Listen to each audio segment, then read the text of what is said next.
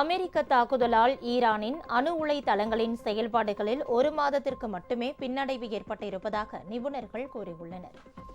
Iran ரகசியமாக அணு ஆயுதங்களை தயாரிப்பதாக கூறி இஸ்ரேல் தாக்குதலில் ஈடுபட்டது. இதற்கு ஈரானும் ஏவுகணைகள் மூலம் தக்க பதிலடி கொடுத்து வந்தது.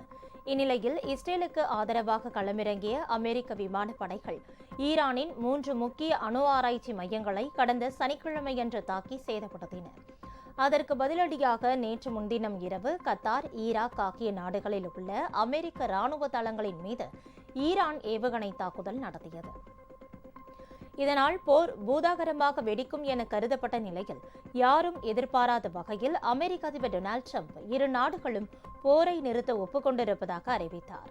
முதலில் ஈரான் தாக்குதலை நிறுத்த வேண்டும், அதன் பிறகு இஸ்ரேலும் நிறுத்தும் என அவர் கூறியிருந்தார்.